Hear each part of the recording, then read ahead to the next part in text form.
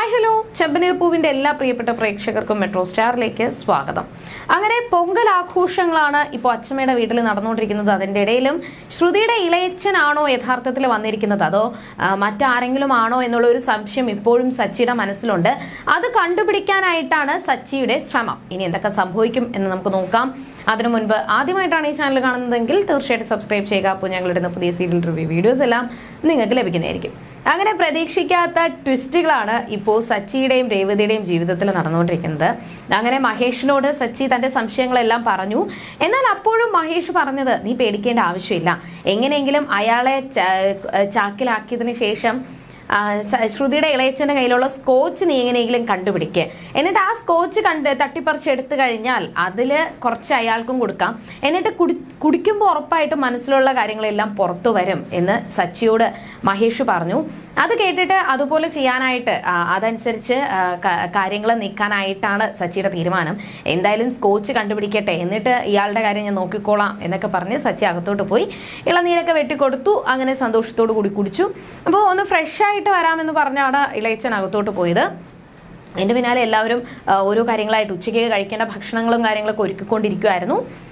റൂമിൽ പോയി ഫ്രഷൊക്കെ ആയിട്ട് വരുന്ന സമയത്ത് ഇപ്പോൾ വർഷയാണെന്നുണ്ടെങ്കിൽ ഓരോ കാര്യങ്ങൾ പറഞ്ഞ് ഉറക്കം വരുന്നു, എനിക്ക് വയ്യ എന്നൊക്കെ പറഞ്ഞിട്ട് അവിടെ നിന്ന് രക്ഷപ്പെടാൻ വേണ്ടിയിട്ട് വർഷയും ശ്രമിക്കുകയാണ്.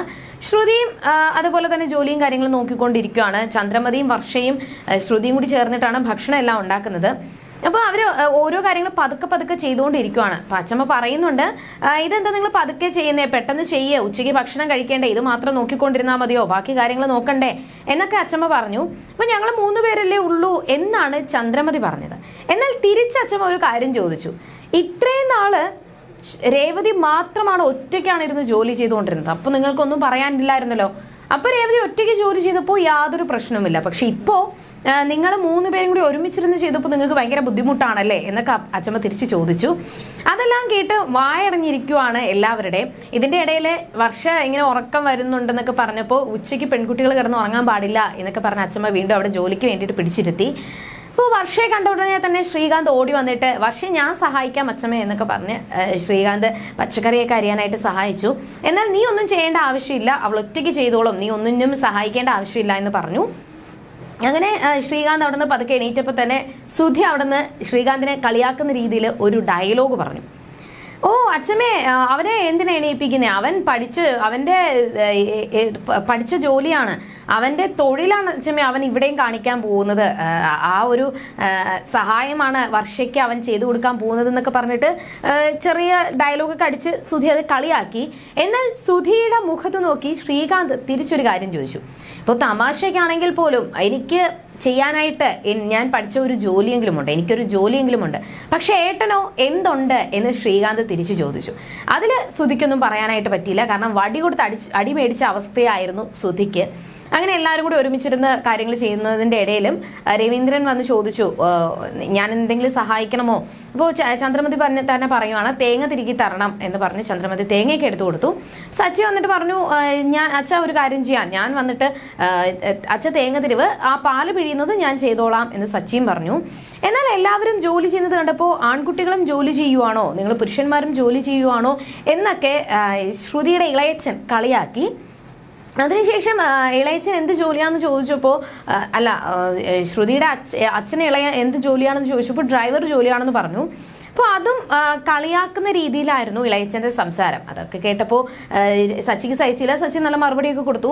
അങ്ങനെ എല്ലാവരും കൂടി ഇരുന്ന് ജോലി ചെയ്യുന്നത് കണ്ടപ്പോൾ തിരിച്ച് ബീരാൻ ചോദിക്കുകയാണ്, നിങ്ങൾ എന്താ ഈ പതുക്കെ എല്ലാം ചെയ്യുന്നത്, എങ്ങനെ അരിയണമെന്ന് ഞാൻ കാണിച്ചു തരാം എന്ന് പറഞ്ഞിട്ട് അവിടെ ബീരാൻ വന്നിട്ട് ആ ഒരു മലക്കറിയൊക്കെ എടുത്ത് അരിയുവാണ്. പക്ഷെ സാധാരണ മലക്കറി അരിയുന്ന രീതിയിലല്ല, ഒരു ഇറച്ചി വെട്ടുകാരൻ എങ്ങനെയാണോ ഇറച്ചി വെട്ടുന്നത് ആ ഒരു നേക്കിലാണ് ഈ ശ്രുതിയുടെ ഇളയച്ചൻ എന്ന് പറയുന്ന ബീരാൻ ആ ഒരു മലക്കറിയെല്ലാം അരിഞ്ഞത്. അതും ചെറിയ കഷ്ണങ്ങളല്ലാതെ എല്ലാം കൂടി ഒരുമിച്ച് ഈ നമ്മൾ ഈ എല്ലാം കൂടി ഈ അവിയൽ പരുവം എന്നതുപോലെ തന്നെ എല്ലാം കൂടി കുഴച്ച് മറിച്ച് അതും വെട്ടി അവസാനം ഭയങ്കരമായിട്ട് മോശമായിട്ടുള്ള രീതിയിൽ ആ മലക്കറിയെല്ലാം അരിഞ്ഞു വെച്ചു. ഇതൊക്കെ കണ്ടപ്പോൾ ഈ ബീരാന്റെ സംസാരവും പെരുമാറ്റവും രീതികളും ഒക്കെ കണ്ടപ്പോൾ സച്ചിക്ക് ചെറിയൊരു സംശയം. സച്ചി രവീന്ദ്രനോട് പറയുകയും ചെയ്തു, അച്ഛാ ഇയാള് സാധാരണ ഒരു ആള് ഈ പച്ചക്കറി അരിയുന്നത് പോലെയല്ല അയാൾ ചെയ്യുന്നത്. അയാൾ ഒരു ഇറച്ചി വെട്ടുകാരൻ ചെയ്യുന്നത് പോലെയാണ് എല്ലാ കാര്യങ്ങളും ചെയ്യുന്നതെന്നും അച്ഛനത് ശ്രദ്ധിച്ചോ, എനിക്കെന്തോ ഒരു സംശയമുണ്ട് എന്നൊക്കെ ഇങ്ങനെ പറഞ്ഞുകൊണ്ടിരുന്നു. ഇതൊക്കെ കേട്ട ശ്രുതിക്ക് മനസ്സിലായി ഇനി ഇയാളെ ഇവിടെ ഇരുത്തി കഴിഞ്ഞാൽ തന്റെ കള്ളക്കളികളെല്ലാം പൊളിയും. ഉടനെ തന്നെ ഓരോ കള്ളങ്ങൾ പറഞ്ഞ് അയാളെ റൂമിൽ കൊണ്ട് നിർത്തിയതിന് ശേഷം കുറെ വഴക്ക് പറഞ്ഞു. എന്നിട്ട് നിങ്ങൾ മേലാല് ഇനി അങ്ങോട്ട് വന്ന് നിന്ന് പോരുത്, നിങ്ങളെ ഭക്ഷണം കഴിക്കാനായിട്ട് വിളിക്കുമ്പോൾ മാത്രം വന്നാൽ മതി എന്നും, നിങ്ങൾ കാരണം മറ്റുള്ളവരെ എല്ലാ സത്യങ്ങളും പറഞ്ഞു കൊടുക്കുമോ, നിങ്ങളൊന്നും പറയണ്ട, പക്ഷേ നിങ്ങളുടെ സംസാരവും പെരുമാറ്റവും കാരണം മറ്റുള്ളവരെല്ലാവരും സത്യങ്ങൾ തിരിച്ചറിയും എന്നൊക്കെ പറഞ്ഞുകൊണ്ട് അവിടെ ശ്രുതി സംസാരിച്ചു. അതൊക്കെ കഴിഞ്ഞ് എല്ലാവരും കൂടി ഓരോ ജോലിയൊക്കെ കഴിഞ്ഞ് അടുത്ത പൊങ്കൽ ആഘോഷിക്കാൻ വേണ്ടിയിട്ടുള്ള തിരക്കിലാണ്. അപ്പം ഇതിനിടയിലും സച്ചി മഹേഷിനോട് പറഞ്ഞു, മഹേഷ്, എനിക്ക് അയാളിൽ എന്തൊക്കെയോ സംശയമുണ്ട്. അയാളുടെ സംസാരവും പെരുമാറ്റവും നടത്തവും എല്ലാം കൂടി കണ്ടിട്ട് ഒരു മലേഷ്യയിലുള്ള ഒരാളെ പോലെ അല്ല എനിക്ക് തോന്നുന്നത്. ഇപ്പോൾ ഇവിടെയുള്ള നമ്മൾ കേരളത്തിൽ ജനിച്ചു വളർന്ന, നമ്മുടെ നാട്ടിൽ ജനിച്ചു വളർന്ന ഒരാൾ പുറത്തു പോയാലും നമ്മളുടെ എങ്ങനെയാണോ പഠിച്ചു വളർന്നത് ആ ഒരു സ്വഭാവം മാത്രമേ നമുക്ക് ഏത് നാട്ടിൽ പോയാലും വരത്തുള്ളൂ. അതുപോലെ തന്നെയാണ് ഇപ്പോൾ മലേഷ്യയിൽ ജനിച്ചു വളർന്ന ഒരാൾ അവിടെ നിന്ന് ഇങ്ങോട്ട് വന്നാലും അയാൾക്ക് അവിടുത്തെ ആ ഒരു കാര്യങ്ങളും അയാളുടെ സംസാര രീതിയും പെരുമാറ്റമൊക്കെ അയാൾക്ക് ഇവിടെയും കാണിക്കാൻ പറ്റത്തുള്ളൂ. പക്ഷേ ഇയാൾ എനിക്ക് തോന്നിയിട്ട് എന്തൊക്കെയോ ദുരൂഹതകൾ തോന്നുന്നുണ്ട്. ഇയാൾ ഇവിടെ ജനിച്ച് വളർന്നതുപോലെ, അതും ഒരു ഇറച്ചിവെട്ടുകാരൻ്റെ രീതികളായിട്ടാണ് എനിക്ക് തോന്നുന്നതെന്നും എന്തായാലും നമുക്ക് നിരീക്ഷിക്കാം, എന്നിട്ട് അയാളുടെ കള്ളങ്ങളെല്ലാം പൊളിച്ചടിക്കേ മതിയാകൂ എന്ന് സച്ചി മഹേഷിനോട് പറഞ്ഞു. അങ്ങനെ രാവിലെ തന്നെ എല്ലാവരും പൊങ്കൽ ആഘോഷത്തിന്റെ തിരക്കിലാണ്. രേവതിയും വർഷയും ശ്രുതിയും നല്ല സുന്ദരിയായിട്ട് സെറ്റ് സാരിയൊക്കെ കൊടുത്ത് പൂവൊക്കെ വെച്ച് പൊങ്കൽ ആഘോഷിക്കാൻ വേണ്ടിയിട്ട് ബാക്കി കാര്യങ്ങളൊക്കെ ഒരുക്കി വെച്ചുകൊണ്ടിരിക്കുകയാണ്. ഇതിന്റെ ഇടയിൽ ചില പ്രതീക്ഷിക്കാത്ത സംഭവങ്ങളാണ്. ചന്ദ്രമതി ഇതുവരെയും സച്ചിയെ വളർത്തിയിട്ടില്ല.